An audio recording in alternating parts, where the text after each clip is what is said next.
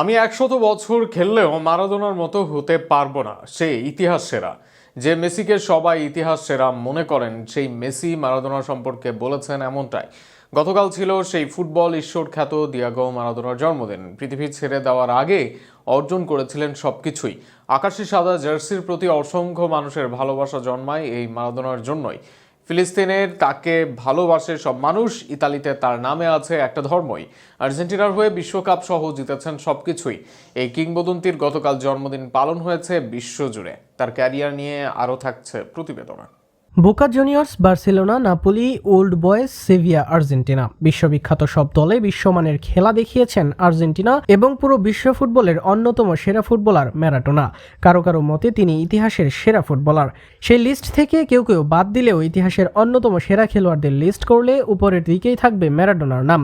1960 সালের 30 October Buenos আইরেসের সুবিধাবঞ্চিত এলাকা Villa ফ্লোরিতিয়ায় জন্মান Diego Maradona. ছোটবেলা থেকেই ফুটবলকে ঘিরেই তার স্বপ্নের যাত্রা শুরু ম্যারাডোনার 16 বছর বয়সে।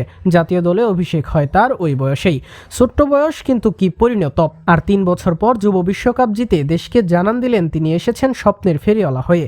তরুণ বয়সের কারণে 1978 বিশ্বকাপ খেলতে পারলেও 1982 বিশ্বকাপে আর্জেন্টিনার জার্সি গায়ে চাপান ম্যারাডোনা।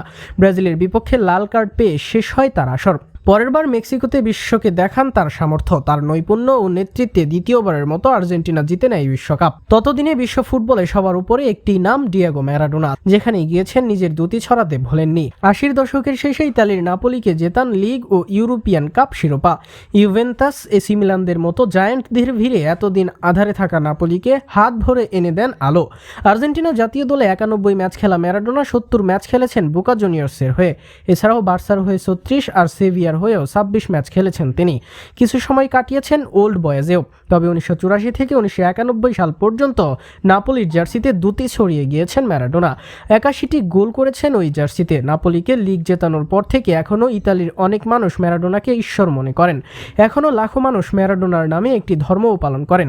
2007 সালে হাসপাতালে ভর্তি হন যকৃত ও পাকস্থলীর অসুখে। দ্রুত স্বাস্থ্যের অবনতি ঘটে তার। প্রায় 2 মাস পর সুস্থ হয়ে হাসপাতাল থেকে ছাড়া পান তিনি। 13 বছর সেই রোগ ধরা দিল আরো বড় হয়ে। শেষ পর্যন্ত তার জীবনই কেড়ে নিল। তবে মৃত্যু পেরিয়েও এভাবে যুগের পর যুগ জন্মদিন পালিত হবে ফুটবল কিংবদন্তি ডিয়েগো ম্যারাডোনার।